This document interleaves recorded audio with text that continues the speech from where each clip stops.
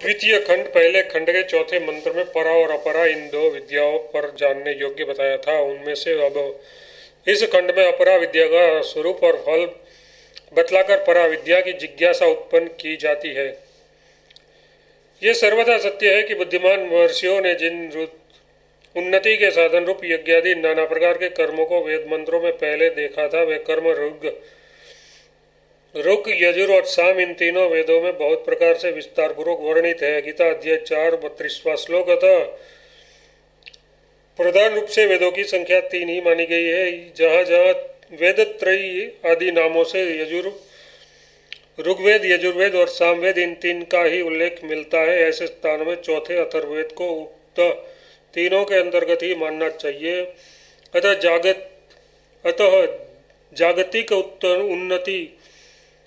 जागतिक उन्नति चाहने वाले मनुष्य को उन्हें भलीभांति जानकर नियम पूर्वक उन कर्मों को करते रहना चाहिए। इस मनुष्य शरीर में यही उन्नति का मुख्य सुंदर मार्ग है। आलस्य और प्रमाद में या भोगों को भोगने में पशुओं की भांति जीवन बिता देना मनुष्य शरीर के उपयुक्त नहीं है। यही इस मंत्र का भाव है।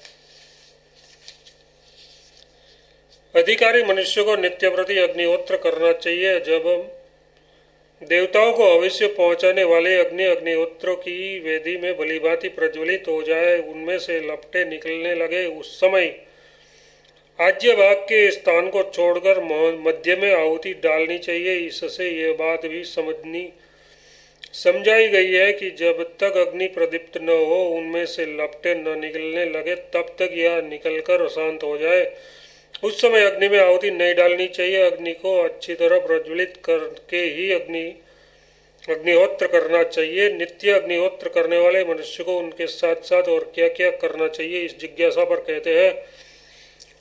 नित्य अग्निहोत्र करने वाला मनुष्य यदि दर्श मतलब प्रत्येक अमावस्या की जानने वाली इष्टि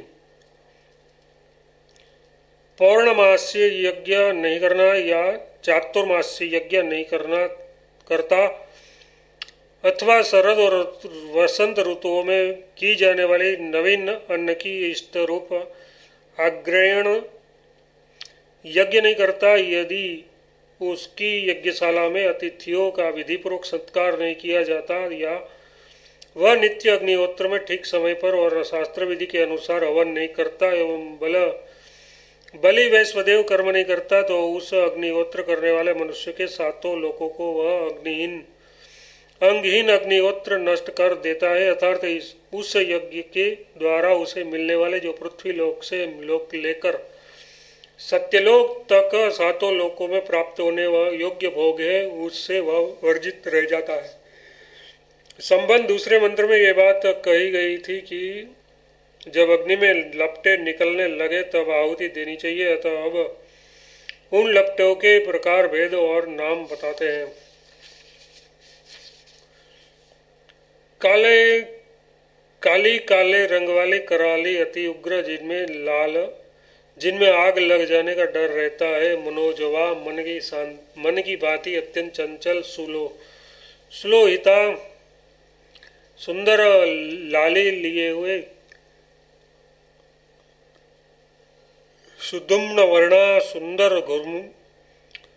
सुंदर धुएं के से रंग वाली पूर्ण लिंगिनी, चिंगारियों वाली तथा वैश्वरची देवी, अब सब ओर से प्रकाशित दीप्यमान, इस प्रकार से 7 तरह की लपटें मानो अग्निदेव की हवि को ग्रहण करने के लिए लपलपाती हुई 7 जीवाएं हैं। अब जब इस प्रकार अग्निदेवता आहुति युक्त भोजन ग्रहण करने के लिए तैयार हो, उसी समय भोजन युक्त आहुतियां प्रदान करनी चाहिए, अन्यथा अप्रज्वलित अथवा बुझी हुई अग्नि में दी हुई आहुति राख में मिलकर व्यर्थ नष्ट हो जाती है। वो संबंध उपयुक्त प्रकार से प्रदीप्त अग्नि में नियम पूर्वक नित्य प्रति हवन करने का फल बताते हैं।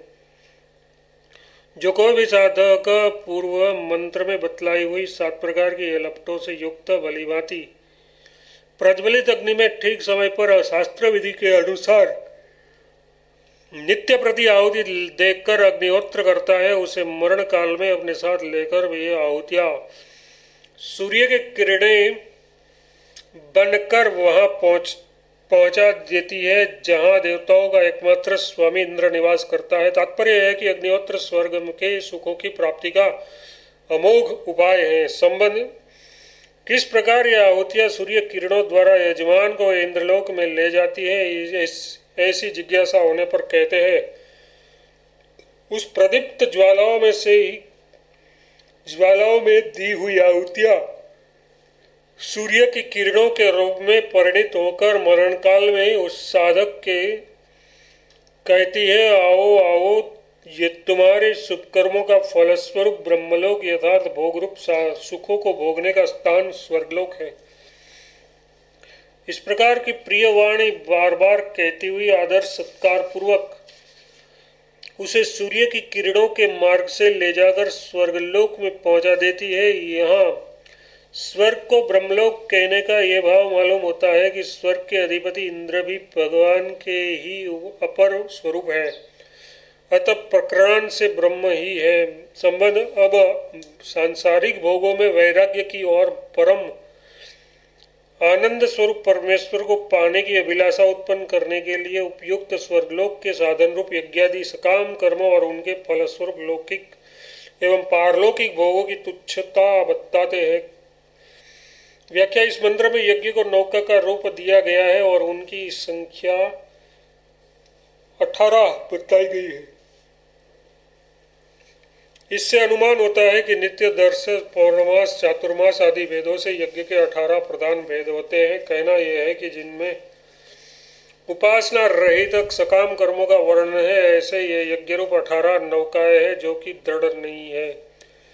इनके द्वारा संसार समुद्र से पार होना तो दूर रहा, इस लोक के वर्तमान दुख रूप छोटी सी नदी से पार होकर स्वर्ग तक पहुंचाने में भी संदेह है, क्योंकि तीसरे मंत्र के वर्णानुसार किसी भी अंग की कमी रह जाने पर वे साधक को स्वर्ग में नहीं पहुंचा सकती, बीच में ही छिन्न भिन्न हो जाती है।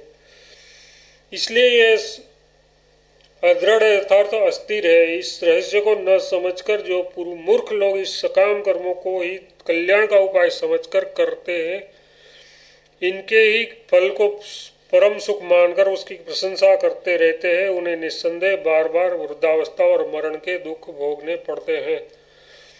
संबंध वे किस प्रकार दुख भोगते हैं इसका स्पष्टीकरण करते हैं। व्याख्या जब अंधे मनुष्य को मार्ग देखने वाला भी अंधा ही मिल जाता है, तब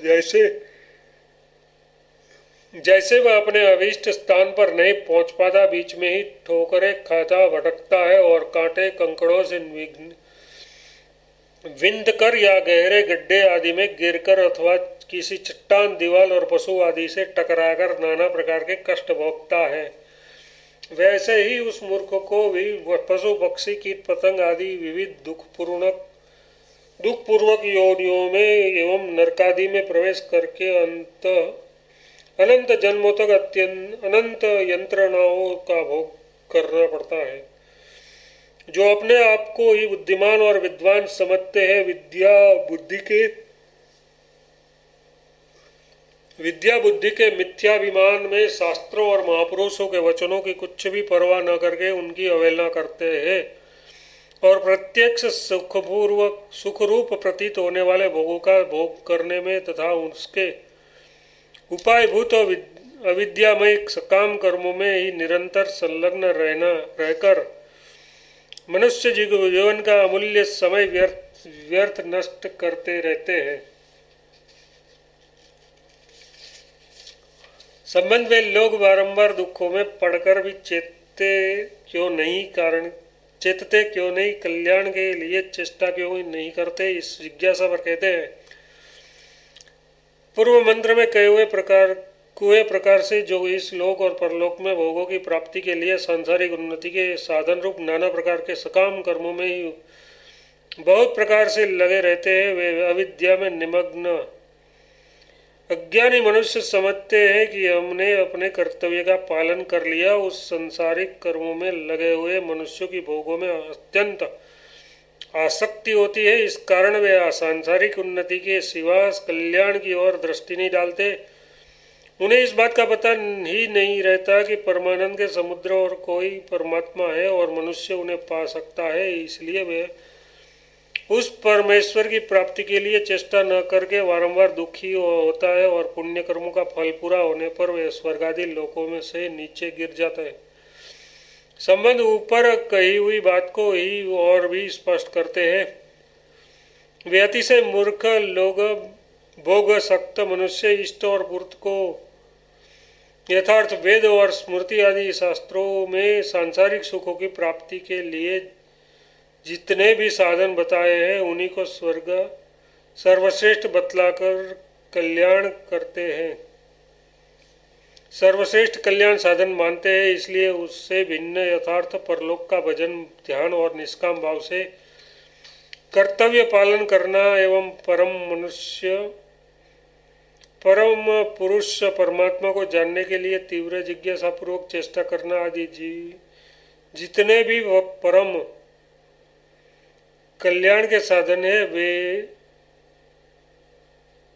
उन्हें वे नहीं जानते। उस कल्याण साधनों की ओर कल्याण लक्ष्य कर नहीं करते, अतः वे अपने पुण्य कर्मों के फलरूप स्वर्गलोक तक के सुखों को भोगकर पुण्य क्षय होने पर पुनः मनुष्य लोक में अथवा इसमें से भी नीची शुक्र कुकर कीट पतंग आदि योनियों में या रौरव आदि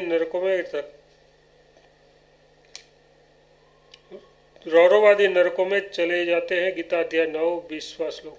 संबंध ऊपर बताए हुए सांसारिक भोगों से अविरक्त मनुष्यों के आचार और व्यवहार उसके फल का स्वरूप वर्णन करते हैं।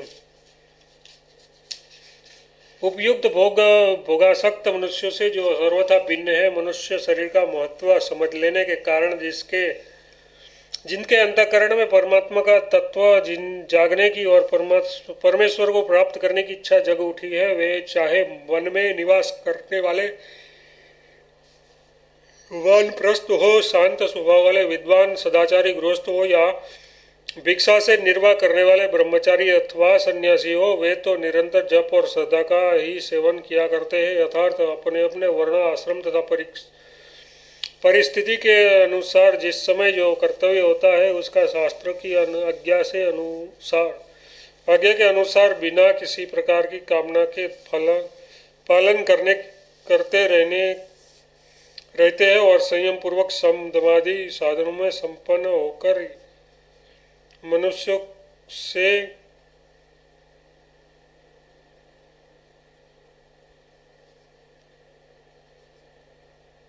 प्राप्त करने के साधनों में लगे रहते हैं। इसलिए तम और रजोगुण के विकारों से सर्वथा शून्य निर्मल सत्वगुण से प्राप्त अमृत स्वरूप नित्य अविद्या पुरुष परम पुरुष मिल जाता है। संबंध उस परब्रह्म परमेश्वर को जानने और प्राप्त करने के लिए मनुष्य को क्या करना चाहिए, इस जिज्ञासा पर कहते हैं। अपना कल्याण चाहने वाले मनुष्य को पहले बताए हुए सकाम कर्मों के फलस्वरूप इस लोक और परलोक के समस्त सांसारिक सुखों की भांति दुख रूपता को समझकर परीक्षा करके अतः श्रेष्ठ विशेष रूप पर अपनी उनकी अनित्यता और दुख रूपता को समझकर सब प्रकार के पीछे अथवा विरक्त हो जाना चाहिए, ये निश्चय कर लिया।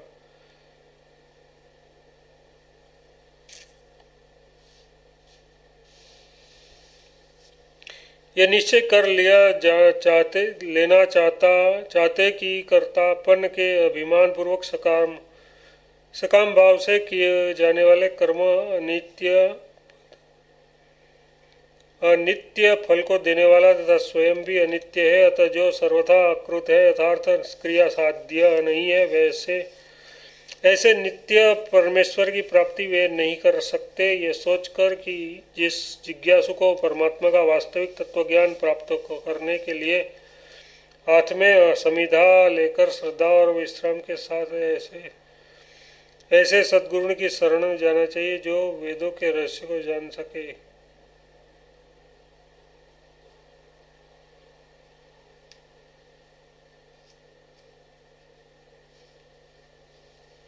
जो वेदों के रहस्य को भलीभांति जानते हो और परब्रह्म परमेश्वर में स्थित हो। संबंध ऊपर बताए हुए वर्णों वाला कोई शिष्य यदि गुरु के पास आ जाए तो गुरु को क्या करना चाहिए, इस जिज्ञासा पर कहते हैं। उन क्षत्रिय ब्रह्मनिष्ठ महात्मा को भी चाहिए कि अपनी शरण में आए हुए किस ऐसे शिष्य को बताकर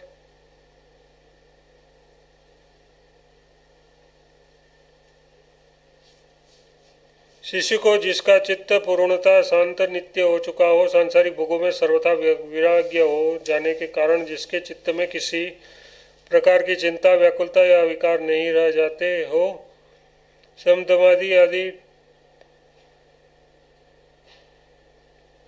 समदमादि साधन संपन्न हो, यथार्थ जिसके पास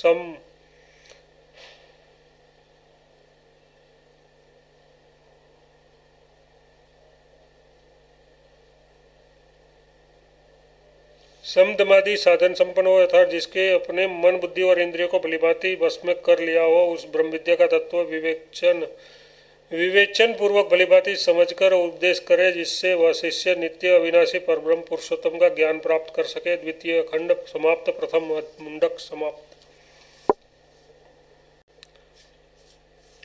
द्वितीय मुंडक प्रथम खंड संबंध प्रथम मुंडक के द्वितीय खंड में अपर विद्या का स्वरूप और फल बताया तथा उसकी तुच्छता दिखाते हुए उसके विरक्त होने की बात कहकर पर विद्या प्राप्त करने के लिए सद्गुरु की शरण में जाने को कहा। अब पर विद्या का वर्णन करने के लिए प्रथम प्रकरण आरंभ करते हैं। व्याख्या। महर्षि अंगिरा कहते हैं, प्रिय सौनक, मैंने तुमको पहले परब्रह्म परमेश्वर के स्वरूप का वर्णन करते हुए पूर्व प्रकरण के पहले खंड में छठे मंत्र में 9वें तक जो रहस्य बताया था वह सर्वथा सत्य है। अब उसको पुनः समझाता हूँ, तुम ध्यानपूर्वक सुनो। जिस प्रकार प्रज्वलित अग्नि में उसी के जैसे रूप रंग वाले हजारों चिंगारियां चारों ओर निकलती है, उसी प्रकार परम पुरुष अविनाशी ब्रह्म से सृष्टि काल में नाना प्रकार के भाव मूर्त अमृत पदार्थ उत्पन्न होते हैं और प्रलय काल में पुनः उन्हीं में लीन हो जाते हैं। यह भावों के प्रकट होने की बात समझने के लिए ही अग्नि और चिंगारियों का दृष्टांत दिया गया है।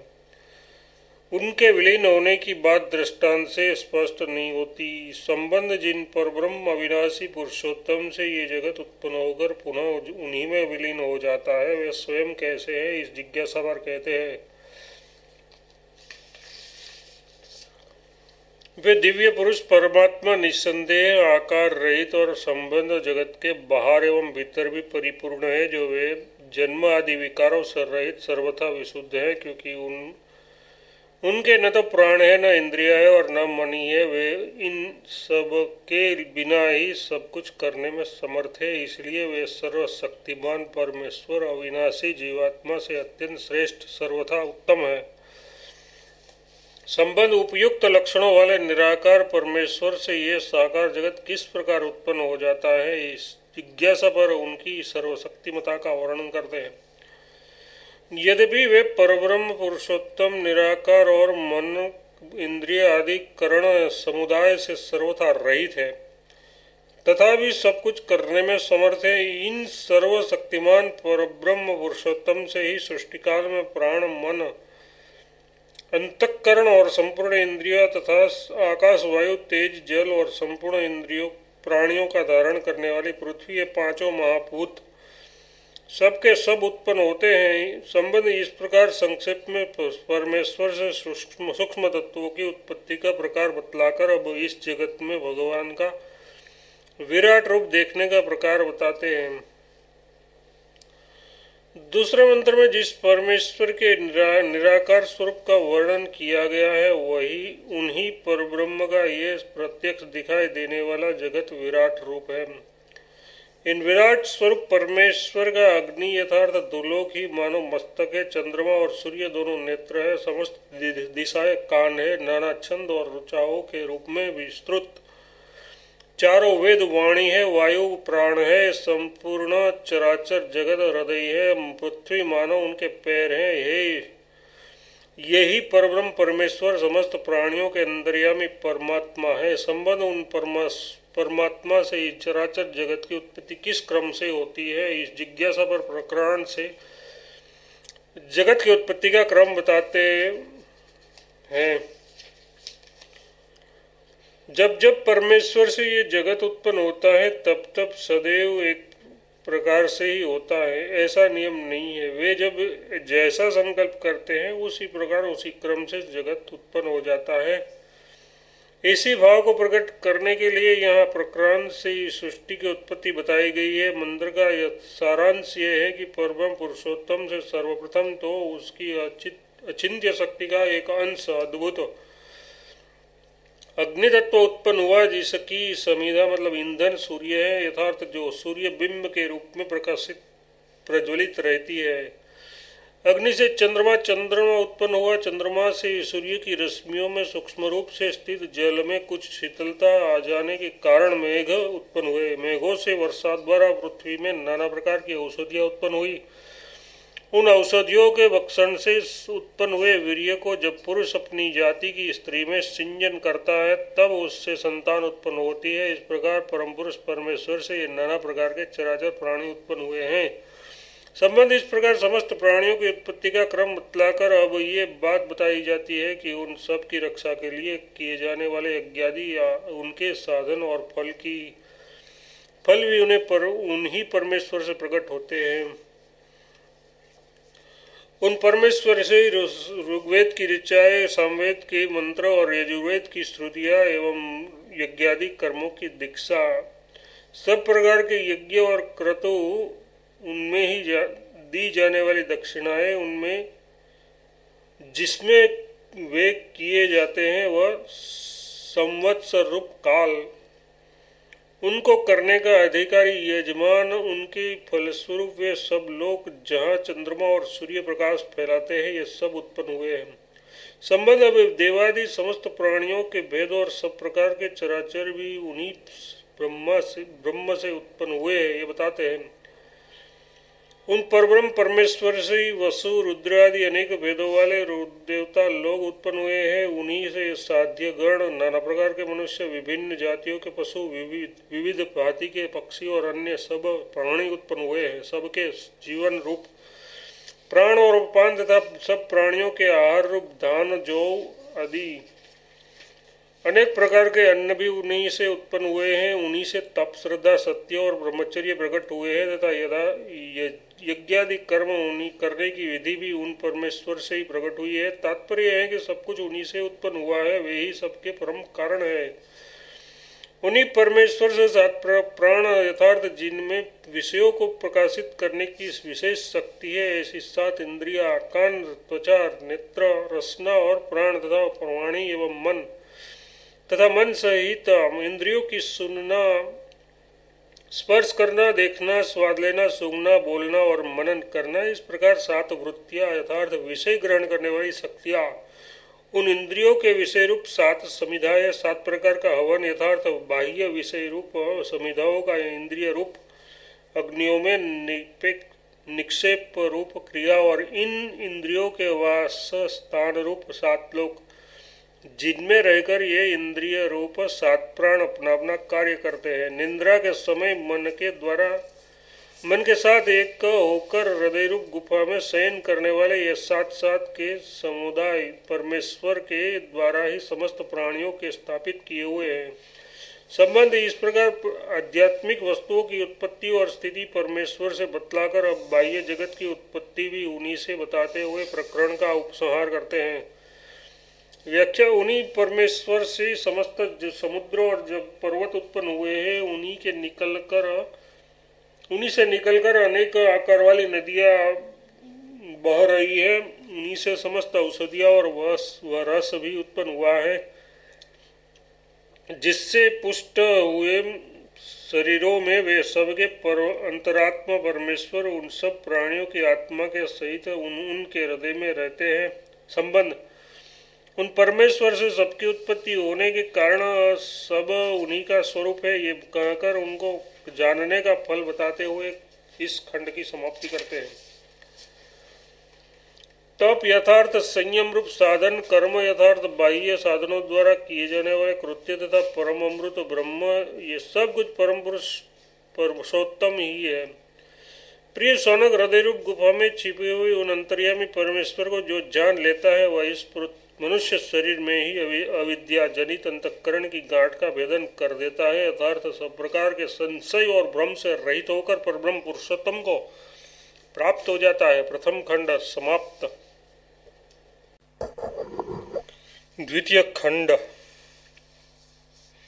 सर्वशक्तिमान, सर्वज्ञ और सर्वव्यापी परमेश्वर प्रकाश स्वरूप है। समस्त प्राणियों के अत्यंत समीप उन्हीं के हृदय रूप गुहा में छिपे रहने के कारण ये गुहा चरण नाम से प्रसिद्ध है। जिन चीतने ही हिलने चलने वाले, श्वास लेने वाले और आँख खुलने मुंदने वाले प्राणी है, उन सबका समुदाय इन्हीं परमेश्वर में समर्पित यथार्थ स्थित है। सबके आश्रय ये परमात्मा ही है। तुम इनको जानो, ये सत और असत, यथार्थ, कार्य और कारण एवं प्रकट और अप्रकट सब कुछ है। सबके द्वारा वर्ण करने योग्य और अत्यंत श्रेष्ठ है तथा समस्त प्राणियों की बुद्धि से परे यथार्थ बुद्धि द्वारा अज्ञेय है। संबंध ये उन्हीं पर ब्रह्म परमेश्वर का तत्व समझने के लिए पुनः उनके स्वरूप का दूसरे शब्दों में वर्णन करते हैं।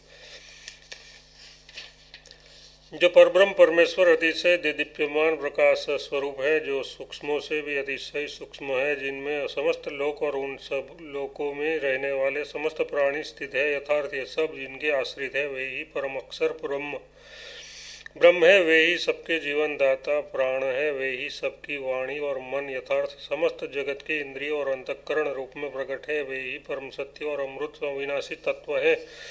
प्रिय सौनक,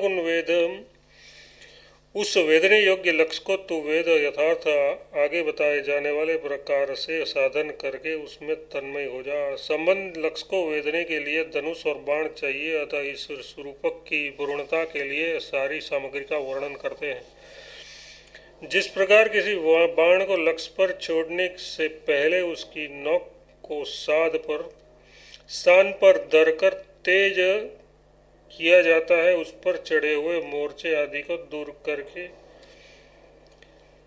उसे उज्ज्वल एवं चमकीला बनाया जाता है, उसी प्रकार आत्मा रूपी बाण को उपासना द्वारा निर्मल एवं शुद्ध बनाकर उसको प्रणव रूप धनुष पर भलीभांति चढ़ाना चाहिए। अर्थात आत्मा को प्रणव के उच्चारण एवं उसके अर्थ रूप परमात्मा के चिंतन में सम्यक प्रकार से लगाना चाहिए।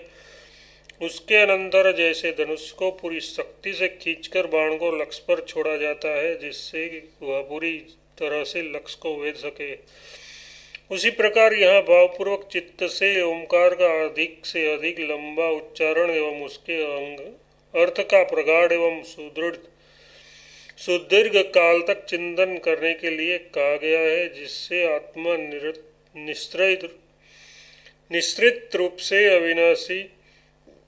निश्चित रूप से अविनाशी परमात्मा में प्रवेश कर जाए, उसमें तन्मय होकर चिंतन अविचल स्थिति प्राप्त कर ले। भाव यह है कि ओंकार का प्रेम पूर्वक उच्चारण एवं उसके अर्थरूप परमात्मा का प्रगाढ़ चिंतन ही उसकी प्राप्ति का सर्वोत्तम उपाय है। संबंध पूर्व मंत्र में कहे हुए रूपक को यहाँ स्पष्ट करते हैं। ऊपर बताए हुए रूपक में परमेश्वर का वाचक प्रणव मतलब ओंकार ही मानव धनुष है, यही जीवात्मा ही प्राण है और परब्रह्म परमेश्वर ही उसके लक्ष्य है। तात्पर्य है कि उसको उपासना करने वाले प्रमादरहित साधक द्वारा ही वह लक्ष्य वेदा जा सकता है। इसलिए सौम्य तुझे पूर्वोक्त रूप से उसी लक्ष्य को वेद कर बाण की ही भांति उसमें तन्मय हो जाना चाहिए। संबंध पुनः परमेश्वर के स्वरूप का वर्णन करते हुए प्रमादरहित होकर और विरक्त होकर उसे जानने के लिए श्रुति कहती है।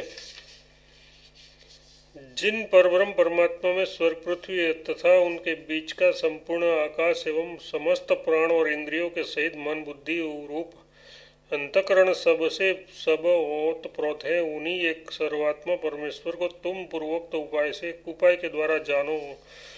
दूसरी सब बातों को ग्राम्य चर्चाओं को सर्वथा छोड़ दो। वे सब तुम्हारे साधन में विघ्न है, अतः उससे सर्वथा विरक्त होकर साधन में तत्पर ही हो जाओ। यही अमृत का सेतु है, अर्थात संसार सागर से पार होकर अमृत स्वरूप परमात्मा को प्राप्त करने के लिए पुल के सदस्य है। संबंध पुनः परमेश्वर के स्वरूप का वर्णन करते हुए उनकी प्राप्ति का साधन बताते हैं।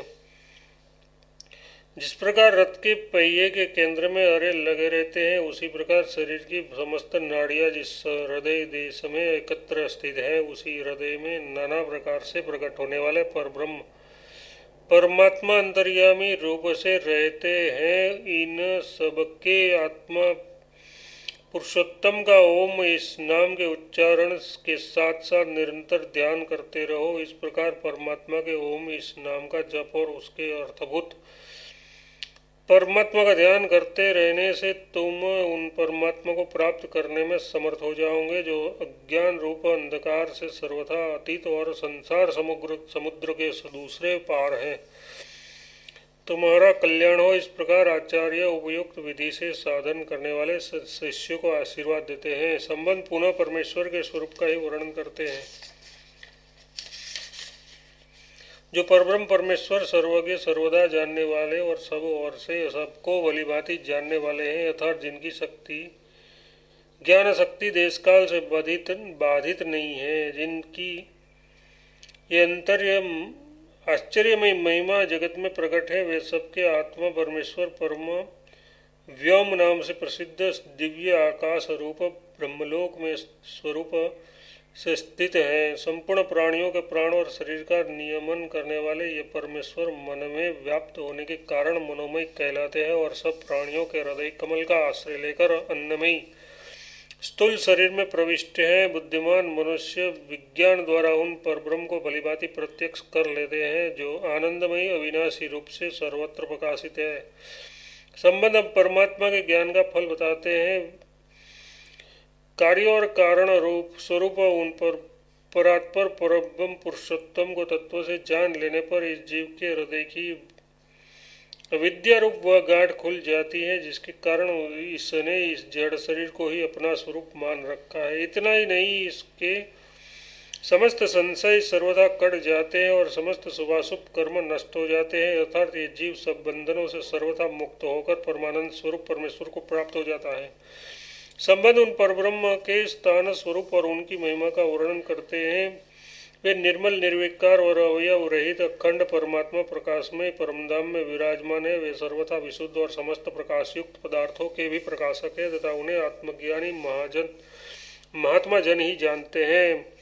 उन स्वयं प्रकाश परमानंद स्वरूप परब्रह्म परमेश्वर के समीप यह सूर्य नहीं प्रकाशित होता। जिस प्रकार सूर्य का प्रकाश प्रकट होने पर खद्योत का प्रकाश तुल्य हो जाता है, वैसे ही सूर्य का तेज भी उस असीम तेज के सामने लुप्त हो जाता है। चंद्रमा तारागण और बिजली भी वहाँ नहीं चमकते। फिर इस लौकिक अग्नि की तो बात ही क्या है, क्योंकि प्राकृत जगत में जो कुछ भी तत्व प्रकाशित है उन सब परब्रह्म परमेश्वर की प्रकाश शक्ति के अंश को पाकर ही प्रकाशित है। वे अपने प्रकाश के समीप अपना प्रकाश कैसे फैला सकते हैं।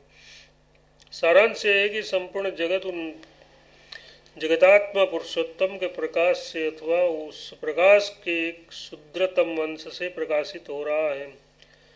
इस मंत्र में परमात्मा की सर्वव्यापकता और सर्वरूपता का प्रतिपादन किया गया है। सारांश यह है कि अमृत स्वरूप परब्रह्म परमात्मा ही आगे पीछे दाएं बाएं बाहर भीतर ऊपर नीचे सर्वत्र फैले हुए हैं। इस विश्व ब्रह्मांड के रूप में ये सर्वश्रेष्ठ ब्रह्म ही प्रत्यक्ष दिखाई दे रहे हैं। द्वितीय खंड समाप्त। द्वितीय मुंडक समाप्त।